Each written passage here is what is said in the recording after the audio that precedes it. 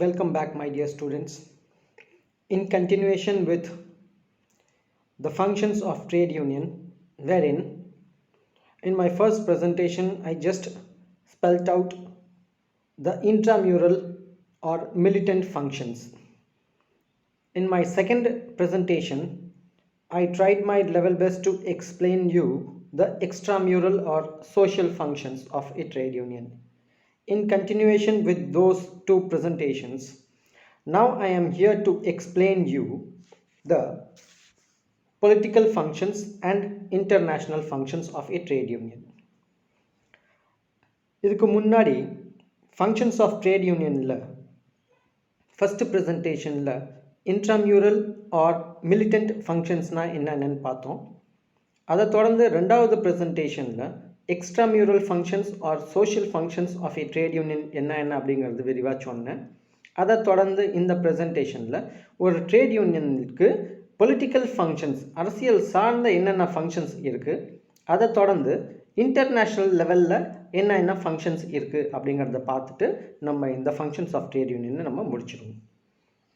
As far as political functions of a trade union is concerned, there are 4 specific points mentioned here in this clipping.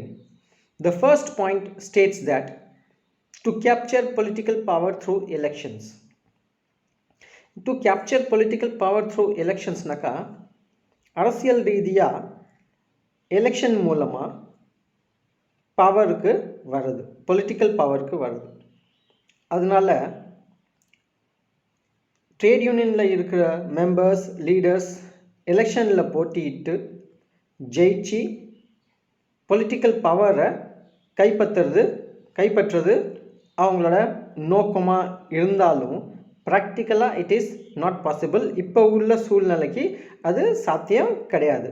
Politics is entirely a different chapter. அது ஒரு it has reached a new level of point wherein it is very difficult for a trade union to capture political power, but we must try to understand what this particular point specifically mentions. என்ன mention பண்ணுதுங்கிறத நம்ம understand பண்ணிக்கணும். To capture political power through elections நாக்கா trade யூனியனில் இருக்கிற members எலெக்ஷனில் போட்டியிட்டு ஜெயிக்கிறது கிடையாது. எலெக்ஷனில் ட்ரேட் யூனியனுக்கு சப்போர்ட்டிவாக, ட்ரேட் யூனியனுக்கு சாதகமாக இல்லை தொழிலாளர்களுக்கு சாதகமாக எந்த அரசியல் கட்சி நிற்கிதோ இல்லை எந்த அரசியல் கட்சி லேபரர்ஸுக்கு சப்போர்ட் பண்ணுறாங்களோ அவங்கள எலெக்ஷனில் ஜெயிக்க வச்சு அவங்க மூலமாக labour union or trade union பவருக்கு வருது. இவங்க வேணுங்கிற ஆள் ஜெயிச்சிட்டாங்க அப்படின்னாக்கா அப்போ இவங்க கையில் பவர் இருக்குது, பொலிட்டிக்கல் பவர் இருக்குது அப்படிங்கிறது தான் அர்த்தம் நம்ம எடுத்துக்கணும். Extending help to candidates of other political parties who are sympathetic to the cause of laborers. The second pointல என்ன சொல்கிறாங்க, அப்படி இல்லைனாக்கா extending help to candidates of other political parties, மற்ற இதர அரசியல் கட்சிகள் இல்லை அரசியல் கட்சி யாரெல்லாம் இவங்களுக்கு லேபரருக்கு இல்லை ட்ரேட் யூனியனுக்கு சிம்பத்தட்டிக்காக இருக்காங்களோ, சிம்பத்தைஸ் பண்ணுறாங்களோ for the cause of labourers, labourers நல்லா இருக்குன்னு நினைக்கிறாங்களோ, ப்ரோ லேபர் பாலிசி வச்சுருக்காங்களோ அவங்களுக்கு எலெக்ஷனில் இவங்க ஹெல்ப் பண்ணுவாங்க. அதுதான் இங்கே மென்ஷன் பண்ணுறாங்க. Third point states that pressure for new labor legislations and improvement in the existing ones. இப்போ இவங்களுக்கு வேணுங்கிற ஆள் ஜெயிச்சு வந்துட்டாங்க, இவங்க ஆதரவு தெரிவித்த கட்சி இல்லை நபர் ஜெயிச்சு சட்டசபை இல்லை பாராளுமன்றத்துக்கு போயிட்டாங்க அப்படின்னாக்கா அடுத்தது என்ன பண்ணுவான்னு பார்த்தீங்கன்னாக்கா அவங்கள ப்ரெஷரைஸ் பண்ணி புதுசாக லேபரருக்கு சப்போர்ட்டிவாக, லேபரருக்கு சாதகமாக, தொழிலாளர்கள் தொழில் சங்கத்துக்கு சாதகமாக புதுசாக தொழில் சட்டத்தை உருவாக்குறதுக்கு ப்ரெஷரைஸ் பண்ணுவாங்க. அப்படி இல்லை என்றால் improvement in the existing once அப்படின்னாக்கா ஏற்கனவே இருக்கக்கூடிய தொழில் சட்டம், தொழிலாளர் சட்டத்தில் ஏதாவது விஷயம் கடுமையாக இருக்குது, இவங்களுக்கு சாதகமாக மாற்றி அமைக்கணும் அப்படின்னாக்கா அந்த எக்ஸிஸ்டிங் லேபர் லாஸில் அமெண்ட்மெண்ட் கொண்டு வரதுக்கு இவங்க அந்த ஜெயிச்சு வந்த ஆள் மேலே ப்ரெஷர் பண்ணுவாங்க. அதுதான் இவங்களோட பொலிட்டிக்கல் ஃபங்க்ஷன்ஸ். கடைசி பட்சத்தில் to form independent political parties. To form independent political parties அப்படின்னாக்கா ஒரு ட்ரேட் யூனியன் ஜெயிக்க வைக்கணும்னு நினச்சாங்க, ஜெயிச்சிட்டாங்க, ஒன்றும் செய்யலை. ஜெயிக்க வைக்கணும்னு நினச்சாங்க, தோற்றுட்டாங்க. இவங்க ஆதரவு தெரிவித்தவங்க ஜெயிச்சிட்டாங்க, இவங்களுக்கு ஒன்றும் செய்யலை. இல்லை இவங்க ஆதரவு தெரிவித்தாங்க, தோற்றுட்டாங்க, அதனால் ஒன்றும் நடக்கலை.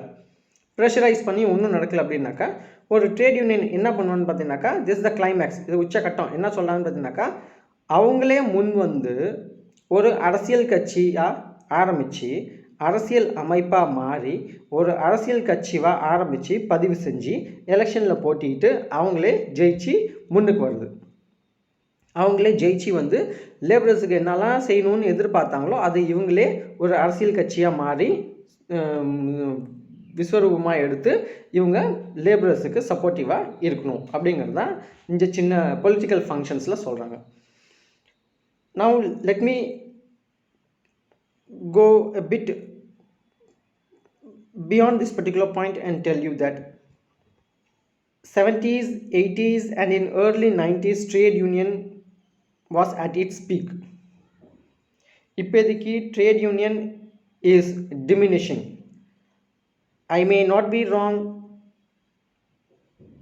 May I take the liberty of saying that in the coming years or maximum of 1 or 2 decades trade union will vanish. சொன்னாக்கா தப்பு கூட இல்லை, ஏன்னா கால சூழ்நிலை அது மாதிரி மாறி போச்சு. Okay, now coming to international functions. ஒரு ட்ரேட் யூனியனுக்கு ஃபேக்ட்ரிக்குள்ளே ஃபங்க்ஷன் இருக்கும், ஃபேக்ட்ரிக்கு வெளியில் சமுதாயத்தில் ஃபங்க்ஷன் இருக்கும், இல்லை அரசியல் ரீதியாக ஒரு சில ஃபங்க்ஷன்ஸ் இருக்கும் அப்படிங்கிறத பார்த்துருக்கோம். லோக்கல் லெவலில் இருக்கக்கூடிய ட்ரேட் யூனியனில் இல்லை இந்தியா லெவலில் இருக்கக்கூடிய ஒரு ட்ரேட் யூனியனுக்கு இன்டர்நேஷ்னல் லெவலில் என்ன ஃபங்க்ஷன்ஸ் கேரி அவுட் பண்ணலாம் அப்படின்னு பார்த்தீங்கன்னாக்கா, participating in the organisation and activities of ILO. ILOனா international labour organisation. International labour organisation அப்படிங்கிறது இன்டர்நேஷ்னல் லெவலில் தொழிலாளர்களுக்குன்னு பிரத்யேகமாக ஸ்பெசிஃபிக்கலி ஃபார் லேபரர்ஸ் அவங்களுக்குன்னு ஒரு அமைப்பு. 1919 ஆரம்பிக்கப்பட்ட இந்த ஒரு அமைப்பு. இந்த அமைப்பில் மெம்பர்ஷிப் எப்படி இருக்குன்னு பார்த்தீங்கன்னாக்கா, கவர்மெண்ட்டோட ரெப்ரசன்டேட்டிவ், எம்ப்ளாயரோட ரெப்ரசன்டேட்டிவ், எம்ப்ளாயீஸோட ரெப்ரசன்டேட்டிவ். கவர்மெண்ட்டோட ரெப்ரசன்டேட்டிவ் கவர்மெண்ட் நியமனம் பண்ணிடுவாங்க, எம்ப்ளாயர் ரெப்ரசன்டேட்டிவ் எம்ப்ளாயர் நாமினேட் பண்ணிடுவாங்க, எம்ப்ளாயீஸோட ரெப்ரசன்டேட்டிவ் யாராக இருப்பாங்கன்னு பார்த்தீங்கன்னாக்கா, ஃபார் எக்ஸாம்பிள் இந்தியாவில் எந்த ட்ரேட் யூனியன் ரொம்ப பவர்ஃபுல்லாக இருக்கோ, இன்ஃப்ளூயன்சிங்காக இருக்கோ, இன்ஃப்ளூயன்ஸ் பண்ண முடியுதோ, இன்ஃப்ளூயன்ஸ் பண்ணுறாங்களோ அவங்களோட மெம்பர் வந்து இந்தியா சார்பாக எம்ப்ளாயீஸோட ரெப்ரசன்டேட்டிவாக ILOக்குள்ள மெம்பராக ஆவாங்க. அதன் மூலமாக இவங்க இன்டர்நேஷ்னல் லெவலில் இவங்களோட ஃபங்க்ஷன்ஸை கேரி அவுட் பண்ணலாம். நெக்ஸ்ட் என்னென்னு பார்த்தீங்கன்னாக்கா, participation in WFTU and ICFTU. WFTU அப்படின்னாக்கா world federation of trade union, ICFTUனா international confederation of free trade union. இது ரெண்டும் உங்களோட ஓல்டு சிலபஸில் இருந்தது, பட் இப்போ புதுசாக நீங்கள் ஃபாலோ பண்ணுற CBCS பேட்டர்ன் சிலபஸில் இது ரெண்டும் எடுத்துட்டாங்க, இப்போதைக்கு இல்லை. But for understanding sake international லெவலில் இருக்கக்கூடிய ஒரு தொழில் அமைப்பு ட்ரேட் யூனியன் என்னன்னு பார்த்தீங்கன்னாக்கா இது ரெண்டும். இப்போ WFTU ICFTU என்னன்னு பார்த்தீங்கன்னாக்கா இது ஒரு ஃபெடரேஷன். ஃபெடரேஷன்னு பார்த்தீங்கன்னாக்கா உலக லெவலில் ஒரு அமைப்பு இருக்கும், அதுதான் இந்த WFTU ICFTU. இந்த உலக லெவலில் இருக்கக்கூடிய அமைப்பில் உலகத்தில் இருக்கக்கூடிய எல்லா கண்ட்ரீஸ்லேருந்தும் ஒவ்வொரு கண்ட்ரிலேருந்தும் மெம்பர்ஸ் வந்து இந்த யூனியனில் போய் மெம்பர் ஆகிடுவாங்க. இந்தியாவில் ஒரு 30-40 யூனியன் இருக்குது அப்படின்னாக்கா, ஃபார் எக்ஸாம்பிள் ஒரு 10-15 யூனியன் போய் இதில் மெம்பர் ஆகிடுவாங்க. அதே மாதிரி டிஃப்ரெண்ட் கண்ட்ரீஸ்லேருந்தும் டிஃப்ரெண்ட் டைப்ஸ் ஆஃப் யூனியன்ஸ் வந்து இதில் மெம்பர்ஷிப் ஆகிடுவாங்க. ஸோ அப்போ இது யூனியன் நம்ம சொல்ல முடியாது. இந்த இதில் வந்து நிறையா விதமான பல கண்ட்ரீஸ்லேருந்து நிறையா யூனியன் வந்து ஒன்றா சேர்ந்து ஆரம்பிக்கக்கூடிய ஒரு அமைப்பு, அதை நம்ம கன்ஃபெடரேஷன் ஆர் ஃபெடரேஷன் அப்படின்னு நம்ம சொல்லுவோம். அப்போ இந்தியாவிலேருந்து மெம்பர்ஸ் வந்து இந்த அமைப்புக்கு போய் மெம்பர் ஆகிட்டாங்க அப்படின்னாக்கா அவங்களோட லெவல் ஆஃப் பார்ட்டிசிபேஷன் வந்து இன்டர்நேஷ்னல் அரேனா, இன்டர்நேஷ்னல் பிளாட்ஃபார்முக்கு வந்துடுது. அதுதான் participation in WFTU and ICFTU அப்படின்னு சொல்கிறாங்க. அடுத்த முக்கியமான ஒரு காமன் ஃபங்க்ஷன் நம்ம கேள்விப்பட்டிருப்போம், நீங்கள் பார்த்துருப்பீங்க, நடைமுறையில் நீங்கள் பார்க்கவும் செய்யலாம், கேட்டிருப்பீங்க. அதான் அந்த last point. Sending monetary and other help to workers of other countries during the periods of strikes and natural disasters. இப்போ இந்தியாவில் தொழில் சங்கம் இருக்குது. ஃபார் எக்ஸாம்பிள், உலகத்தில் வேறு ஏதோ ஒரு கண்ட்ரியில் இல்லை அண்டைய நாட்டில் பக்கத்து கண்ட்ரி நெய்பரிங் கண்ட்ரியில் ஏதாவது லேபரர்ஸ் எல்லாம் ரொம்ப நாள் நீண்ட காலமாக ஸ்ட்ரைக் பண்ணிகிட்ருக்காங்க. அதனால் அவங்களுக்கு வேலை இல்லை, சம்பளம் இல்லை, கஷ்டப்படுறாங்க. அந்த மாதிரி ஒரு சூழ்நிலை.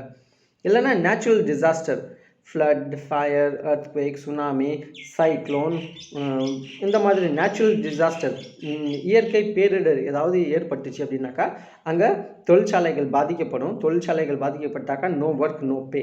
அந்த மாதிரி காலகட்டத்தில் லேபரர்ஸ்லாம் ரொம்ப கஷ்டப்படுவாங்க. அப்போ அந்த மாதிரி பாதிக்கப்பட்ட கண்ட்ரீஸில் பாதிக்கப்பட்ட தொழிலாளர்களுக்கு இந்தியாவில் இருக்கக்கூடிய ட்ரேட் யூனியன் என்ன பண்ணுவான்னு பார்த்தீங்கன்னாக்கா அவங்களுக்கு மானிட்ரி ஹெல்ப் அனுப்புவாங்க. மானிட்ரினா பொருளாதார ரீதியாக அவங்களுக்கு பணம் அனுப்புவாங்க. இல்லைன்னா வேறு ஏதாவது in kind, either in cash or in kind, பொருளாகவோ அவங்களுக்கு தேவையான விஷயத்தை அவங்க ஹெல்ப் பண்ணுவாங்க. இந்த மாதிரி ஆக்டிவிட்டீஸ் கேரி அவுட் பண்ணினாங்க அப்படின்னாக்கா trade union is certainly carrying out certain functions in an international level or international level functions அப்படின்னு நம்ம சொல்கிறோம். இதுதான் political functions and international functions of a trade union. Thank you.